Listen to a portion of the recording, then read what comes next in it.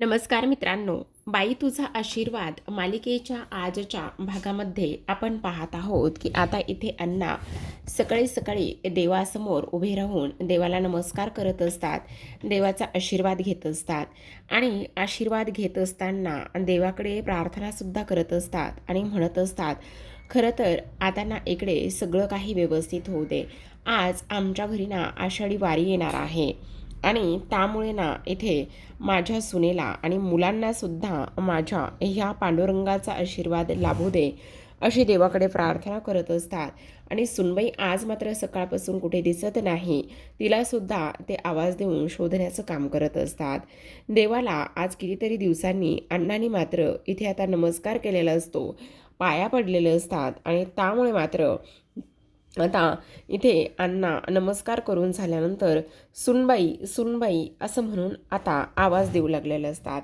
पण आज मात्र इथे सुनबाई अवनीही घरामध्ये नसते. दुसरीकडे आता आपण पाहतो की इथे ही जी काही विवान आणि त्याचबरोबर इथे हा महेश त्याचबरोबर तो हे तिघेही जण आलेले असतात. आणि हे तिघेही जण आल्यानंतर आता इकडे मात्र ते अवनीला शोधत असतात. कारण ह्या दत्तूने सांगितलेलं असतं की तुमची बहीण म्हणजेच अवनीने इथे आता रूम भाड्याने घेतली आहे आणि रूम भाड्याने घेऊनच ती इथे राहायला आली आहे असं सांगण्यात आलेलं असतं. आणि ह्या सगळ्या गोष्टी सांगितल्यानंतर आता मात्र इथे जेव्हा ही लोक येतात तेव्हा मात्र अवनी तिथे नसते. मग आता अवनी तिथे नसल्यामुळे लगेचच ह्या लोकांना टेन्शन आलेलं असतं की अवनी कुठे गेली. त्याच वेळेला आता इकडे मात्र तो म्हणत असतो, अहो इथे तिचा नवरा एक मुलगा आला होता आणि त्याने मात्र मला प्रचंड मारलं आहे आणि प्रचंड मारून तो त्याच्या बायकोला इथून घेऊन निघून गेला आहे. तेव्हा मात्र इथे आता लगेचच हे लोक म्हणत असतात की हे सगळं काही काय आहे. मग विवान म्हणत असतो, आता तर ह्या माणसाला सोडायचंच नाही आहे, याच्यामुळे अवनी आपल्या हातून निसटून गेली आहे असं इकडे ते बोलत असतात. अवनी मात्र आता इकडे वारीमध्ये चालत असते. वारीमध्ये चालत असताना आता तिला राजाची प्रचंड आठवण येऊ लागलेली असते. सोबत एवढंच नाही तर इथे मात्र महेश विवानला समजावत असतो आणि म्हणत असतो, आत्ताच्या आत्ता एकदम गप्प बसायचं. काही जरी झालं तरीसुद्धा आता मी हे सगळं अजिबात ऐकून घेणार नाही, समजलं तुला. आणि त्याला इथे आपण अशा पद्धतीने नाही बोलू शकतोय असं सुद्धा आता इकडे ते बोलत असतात. आता हे सगळं काही बोलल्यानंतर मात्र आपण पाहतो अवनी ही आता इकडे त्या वारीमध्ये निघालेले असते. अवनीला तर माहितीसुद्धा नसतं की ती आता इथे कुठे चालली आहे आणि काय म्हणून. तेव्हा मात्र दत्तू म्हणत असतो, खरं सांगायला गेलं तर एक गोष्ट मात्र महत्त्वाची आहे की इथे तुम्ही माझ्यासोबत जी काही डील केली होती ना ती डील इथे तुम्ही पूर्ण करा. मला मात्र आता काहीही नको आहे. मला मात्र इथे फक्त आणि फक्त माझा घसा ओला करायचा आहे असं इकडे तो बोलत असतो. पण तेव्हा मात्र विवान आणि त्याचबरोबर महेश हे दोघेही जण निघून गेलेले असतात. आणि हे दोघेही जण तिथून निघून गेल्यानंतर आपण पाहतो की आता इकडे हा माणूस फार घाबरलेला असतो आणि म्हणत असतो, नेमकी ती मुलगी आहे तरी कोण आणि त्या मुलीसाठी एवढ्या सगळ्या गोष्टी ही लोक का करतायत हेच मात्र मला कळत नाही असं सुद्धा आता इकडे तो बोलत असतो. आता हे सगळं काही बोलल्यानंतर इथे मात्र आता दुसऱ्या बाजूला अण्णा अवनीला सगळीकडे शोधण्याचं काम करत असतात. आणि सगळीकडे शोधत असताना आता मात्र त्यांना अवनीही कुठेच दिसत नाही. आवाज देत असतात, सुनबाई सुनबाई म्हणून. पण तेवढ्यातच आता यशोदा बाहेर येतो आणि यशोदा बाहेर आल्यानंतर तो म्हणत असतो, अण्णा काय झालेला आहे, एवढा आवाज का बरं देत आहात. तेव्हा अण्णा म्हणत असतात, काय झाले म्हणजे, अरे सुनबाई मात्र इथे कुठेच दिसत नाही आहे. सुनबाई कुठे आहे, आज तर तिने रांगोळीसुद्धा काढलेली नाही आहे आणि तिला आवाज दे बरं. आणि रांगोळी का नाही काढली तिने आज, कुठे गेली माझी सुनबाई, आज घरी वारी येणार आहे. ह्या सगळ्या गोष्टी माहिती असताना सुद्धा आपली सुनबाई कुठे जाऊ शकते असं सुद्धा आता इकडे तो बोलत असतो. तेव्हा मात्र यशोदाला आता प्रचंड टेन्शन आलेलं असतं.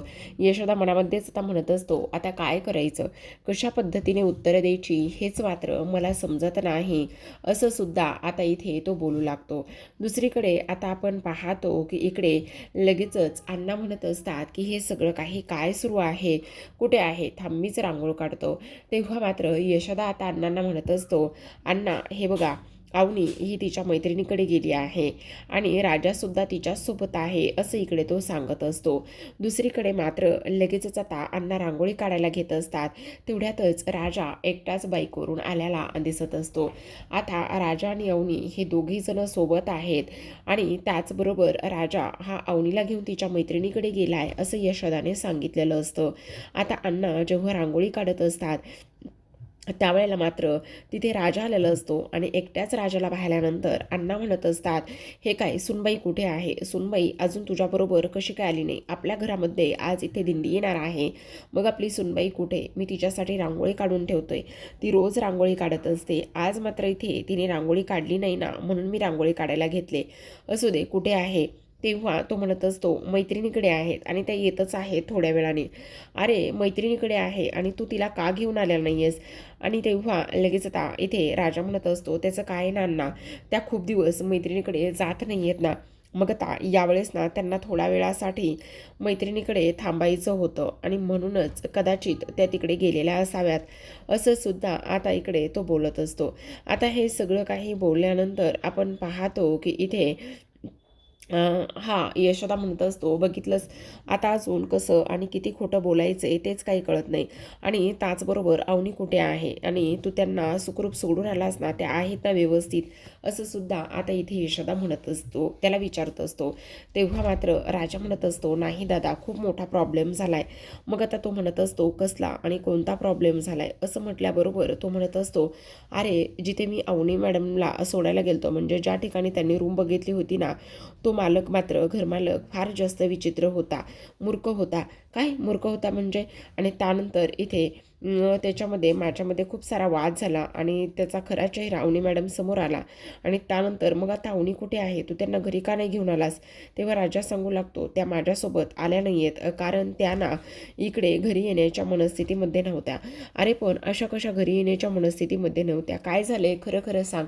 तेव्हा राजा म्हणत असतो, त्यांनी ना इथे स्वतःला विठ्ठलाच्या सेवेत देऊन टाकलेला आहे, म्हणजे त्या वारीमध्ये गेलेल्या आहेत असं आता इथे तो सांगू लागतो. आता ह्या सगळ्या गोष्टी सांगितल्यानंतर मात्र इथे ह्याला धक्काच बसतो आणि तो म्हणत असतो, काय सांगतोयस काय, म्हणजे इथे अवनी विठ्ठलाबरोबर गेली आणि त्याचबरोबर वारीमध्ये गेली. अरे पण हे सगळं अशा पद्धतीने झालंय आणि तू त्यांच्याबरोबर जायला हवं होतंस, त्यांना एकटीला कशाला पाठवलंयस.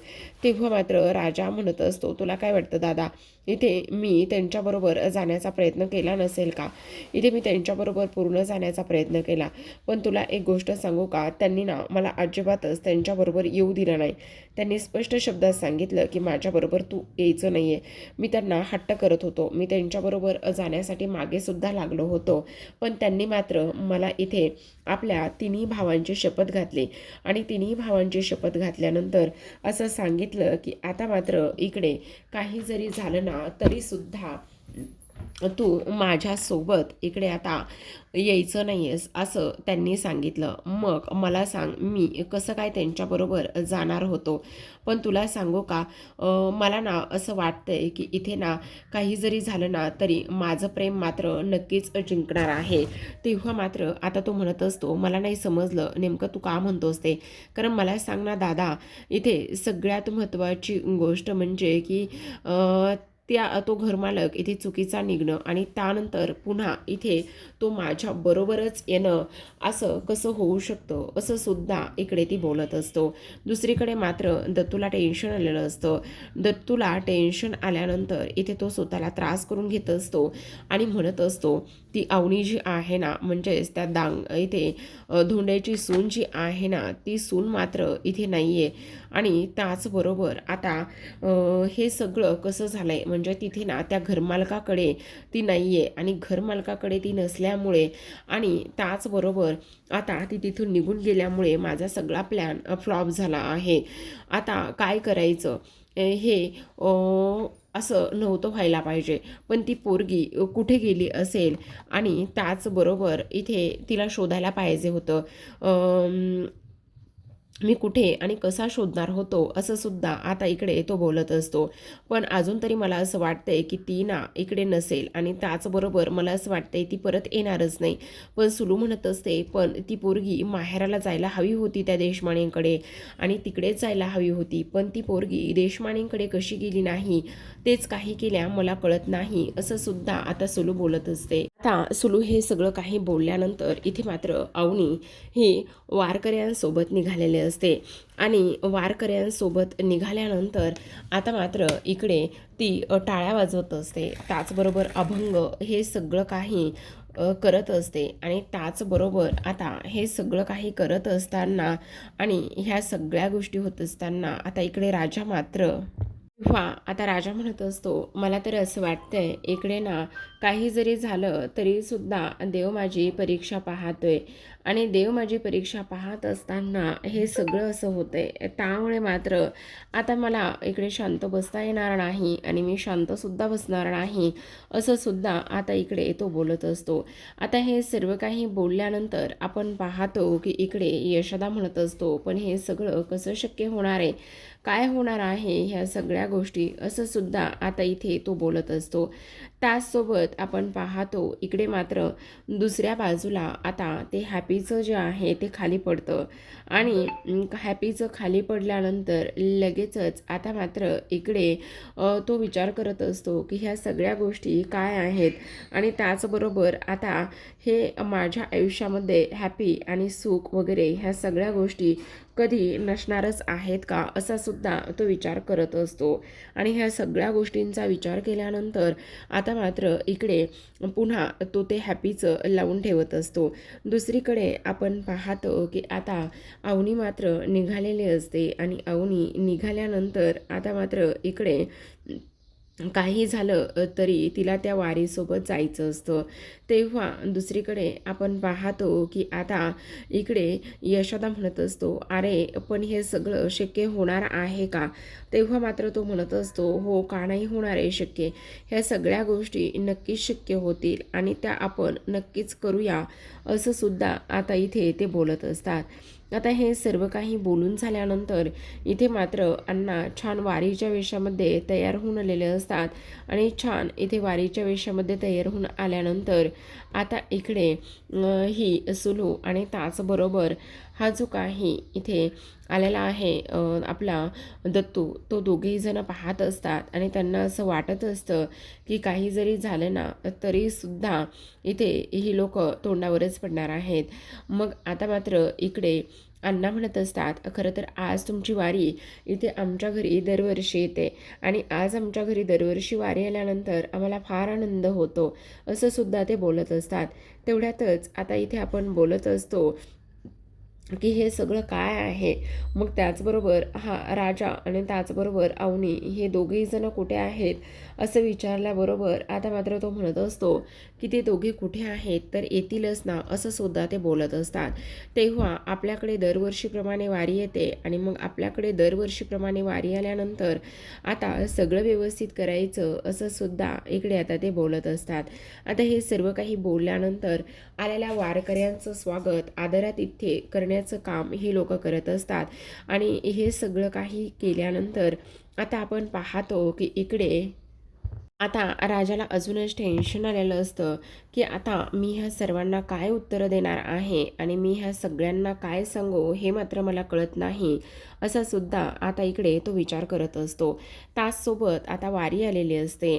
वारीसाठी इथे लोकांनी फराळाची भोजनाची छान सोय केलेली असते आणि रामकृष्ण या गजरामध्ये विठ्ठल विठ्ठल या गजरामध्ये मात्र आता इकडे वारी यायला सुरुवात झालेली असते. जेव्हा वारी येते त्या वारीमध्ये मात्र छोट्यापासून इथे मोठ्यांपर्यंत सर्वजण असतात. आता अवनी मात्र त्या वारीमध्ये चालत चालत आलेली असते आणि अवनी त्या वारीमध्ये चालत आल्यानंतर आणि त्याचबरोबर इथे ती पाहते तर काय इथे ती पुन्हा ह्या सगळ्या गोष्टीपर्यंत म्हणजेच घरापर्यंत येऊन पोचली आहे असं इकडे ती पाहते आणि ह्या सगळ्या गोष्टी पाहिल्यानंतर आता मात्र ती तिथून पटकन बाजूला होते आणि पटकन बाजूला झाल्यानंतर केल्यानंतर लगेचच आता ती विचार करत असते की हे सगळं काय आहे, मी पुन्हा याच घरापर्यंत कशी काय येऊन पोचले, असा विचार आता इकडे ती करू लागते. आणि तिथून लगेचच उठून ताबडतोब आता मात्र ती त्या टेम्पोमध्ये जाऊन बसलेली असते. जेव्हा त्या टेम्पोमध्ये ती जाऊन बसते त्यावेळेला मात्र इथे तिला टेन्शन येतं की आता मी पुन्हा याच लोकांपर्यंत कशी काय येऊन पोहोचली म्हणून. दुसरीकडे आपण पाहतो की आता ह्या सगळ्यांना ते इथे आतमध्ये बोलावून घेत असतात आणि आतमध्ये बोलावून घेतल्यानंतर आता काही जरी झालं तरीसुद्धा मात्र इथे तुम्हा सगळ्यांचं आमच्या ह्या दांगटांच्या घरामध्ये स्वागत आहे, असं सुद्धा आता इकडे ते बोलत असतात. आता हे सर्व काही बोलल्यानंतर आपण पाहतो की इथे लगेचच सुलू म्हणत असते, आता खरी मजा येणार आहे, कारण ह्यांना मात्र इथे सापडायला तर हवं, काही जरी झालं तरी थोडी ना सापडणार आहेत, असं सुद्धा आता इकडे ती बोलत असते.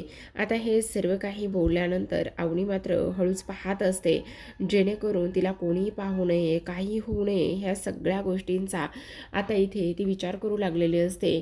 आणि ह्या सर्व गोष्टींचा विचार केल्यानंतर आता इकडे दुसऱ्या बाजूला यशोदा त्याचबरोबर राजा हे दोघेही जण सर्वांच्या पाया पडत असतात, नमस्कार करत असतात, त्यांचे पाय धुवून घेतलेले असतात. आणि हे सगळं काही केल्यानंतर आता त्यांच्या मनामध्ये एकच ध्यास असतो की अण्णांना मात्र वारकरी संप्रदाय हे सर्व फार आवडतं आणि ह्या सगळ्या गोष्टी फार आवडत असल्यामुळे आता मात्र आपण सुद्धा तिथपर्यंत जाऊन पोचत आहोत, असं सुद्धा ते म्हणत असतात. आता अण्णा मात्र मध्यभागी उभा राहून सर्व वारकरी संप्रदायांना इथे आता नमस्कार करत असतात आणि म्हणत असतात की आज मात्र तुम्हा सर्वांना इथे माझा इथूनच नमस्कार आहे. तुम्ही आमच्या घरी प्रत्येक वेळी येता आणि त्याचबरोबर आम्हाला मात्र फार आनंद होतो की जेव्हा तुम्ही प्रत्येक वेळी येता. खरं सांगायला गेलं तर तुम्हाला आणखी एक महत्त्वाची गोष्ट सांगायची आहे. आमच्या घरी लक्ष्मीसुद्धा आली आहे, माझ्या मुलाचं लग्नसुद्धा झालं आहे, असं इकडे तो बोलत असतो. आणि त्याचबरोबर आता काही जरी झालं ना तरी तुम्हाला एक गोष्ट सांगू का, की इथे आमची सून जर असती ना तर सुनेनं सुद्धा आता खूप काही गोष्टी इथे केल्या असत्या. वा अण्णा मात्र सुनेचं फार कौतुक करत असतात आणि फारच सुनेचं कौतुक केल्यानंतर ते म्हणत असतात, आज मात्र इथे माझी सून आलेली आहे आणि माझी सून घरामध्ये आल्यानंतर ना खरंच तुम्हा सर्वांचा अगदी मनापासून मी आभारी आहे. आज जर ती इथे असती ना तर तिलासुद्धा प्रचंड आनंद झाला असता, असं सुद्धा आता इकडे ते बोलू लागलेले असतात आणि अवनीचं कौतुक करत असतात.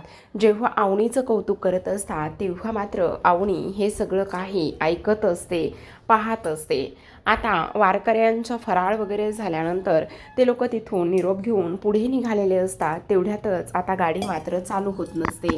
आता गाडी चालू होत नसताना अण्णा म्हणत असतात, काळजी करू नका, माझा मेकॅनिकल मुलगा इथे आहे, तो मात्र तुमची गाडी ताबडतोब दुरुस्त करून देईल, असं इकडे ते बोलत असतात.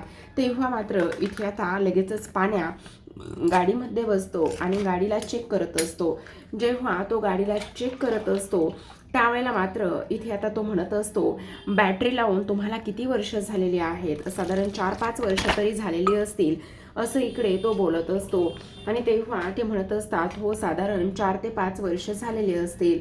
मग आता हे सगळं तुम्हाला एकदा पुन्हा चेक करावं लागेल, आता तर गाडी लगेच सुरू होणार नाही कारण गाडीला धक्का द्यावा लागणार आहे, असं इकडे तो बोलत असतो. आणि त्यानंतर मात्र गाडीला धक्का द्यायला सांगतो. जेव्हा गाडीला धक्का द्यायला सांगतात नेमकं त्याच वेळेला मात्र आपण पाहतो की आता इथे गाडीमध्ये बसणाऱ्या लोकांना उतरायला सांगतात. जेव्हा गाडीमध्ये बसलेल्या लोकांना उतरायला सांगतात नेमकं त्याच वेळेला अवनी तिथे असते आणि अवनी तिथे असताना त्या मूर्तीसमोरून अवनीचा चेहरा इथे राजाला स्पष्ट दिसतो. आणि चेहरा स्पष्ट दिसल्यानंतर आता मात्र इकडे त्याला फार आनंद झालेला असतो की आता अवनी मात्र इथे त्याच्यासमोर उभी आहे. आणि जेव्हा आनंद होतो त्यावेळेला मात्र इकडे तो विचार करत असतो की अवनी मॅडम मात्र इथे माझ्यासमोर उभ्या आहेत आणि माझ्यासमोर उभ्या असून आता मात्र इकडे शेवटी ही पांडुरंगाची कृपा आहे, असं सुद्धा आता इकडे तो बोलू लागलेला असतो. असतो ह्या सर्व गोष्टींचा विचार आता इकडे तो करू लागलेला असतो. आता अवनी मात्र इथे खाली उतरत असते आणि खाली उतरत असताना राजा मात्र इथे अवनीला हात देत असतो आणि खाली उतरायला मदत करत असतो. आणि अवनीला खाली उतरायला मदत केल्यानंतर अवनी मात्र इथे आता लगेचच त्याचा हात धरून खाली उतरत असते आणि अवनीचे पाय पुन्हा एकदा आता इकडे ह्या घराला लागलेले असतात. आणि तेव्हा मात्र इथे राजाला प्रचंड आनंद झालेला असतो की आज पुन्हा एकदा इथे माझी अवनी माझ्या आयुष्यात पुन्हा एकदा परत आली आहे आणि हे फक्त आणि फक्त इथे आता विठ्ठलाच्याच ह्या कृपेमुळे पूर्ण झालं आहे असं इकडे तो बोलत असतो. आता गाडी मात्र न धक्का देताच सुरू झालेली असते आणि गाडी न धक्का देता सुरू झाल्यानंतर आता मात्र इकडे विठ्ठलाची कृपा असं म्हटल्याबरोबर सर्वांचं लक्ष अवनीकडे जातं. सगळेजण म्हणत असतात की इथे वहिनी तुम्ही. तेव्हा मात्र इथे आता लगेचच अण्णासुद्धा म्हणत असतात की इथे तू कशी आली आहेस. तर आता मात्र जेव्हा यशोदा पाहतो तेव्हा त्याला प्रचंड आनंद झालेला असतो. तर प्रेक्षकांनो आजच्या भागात एवढंच. उद्याचा फार इंटरेस्टिंग आहे बरं का, कारण अवनी आता इथे दांगटांच्या घरी कायमची राहणार आहे आणि त्यामुळे मात्र आता इथे राजासुद्धा खूप खुश असतो. आता अवनी जेव्हा घरी येते तेव्हा मात्र आता इकडे ते आनंदाने सगळे काही सण उत्सव साजरे करत लागलेले असतात. आता आषाढी वारीसाठी इथे विठ्ठल रुक्मिणीचा अभिषेक करण्यात आलेला असतो. त्याचबरोबर टाळ वीणा मृदुंगांच्या गजरामध्ये आरती झालेली असते आणि हे सगळं काही झाल्यानंतर आता मात्र इथे अवनीला प्रचंड आनंद झालेला असतो. सोबतच आता इकडे हा जो काही राजा आहे तो म्हणत असतो खरं पाहायला गेलं ना तर आता मात्र मी ह्यांना कधीच सोडणार नाही कुठे आणि मी तुम्हाला पुन्हा कुठे जाऊ देणार नाही असं इकडे तो बोलत असतो. आणि ही गोष्ट अण्णांनी ऐकल्यानंतर अण्णांना राग येतो आणि अण्णांना राग आल्यानंतर आता मात्र इकडे ते त्याला मारण्याचा प्रयत्न करत असतात आणि म्हणत असतात तुझी हिंमत कशी झाली हे सगळं काही करण्याची आणि त्याचबरोबर इथे माझ्या सुनेला घरातून बाहेर पाठवण्याची. तुला तर मी अजिबात सोडणार नाही असं म्हणूनच त्याला आता इकडे ते मारू लागलेले असतात. तर प्रेक्षकांनो आता अण्णाने हे सांगितल्यानंतर आता लगेचच इथे मात्र हा शांत बसलेला असतो. तर आता प्रेक्षकांनो अवनी मात्र कायमची राहणार असते, पण आता राजा आणि अवनीचं नातं कसं होईल हे पाहणं फार इंटरेस्टिंग आहे. तर पाहत रहा बाई तुझा आशीर्वाद. भेटूया उद्याच्या भागामध्ये. तोपर्यंत धन्यवाद.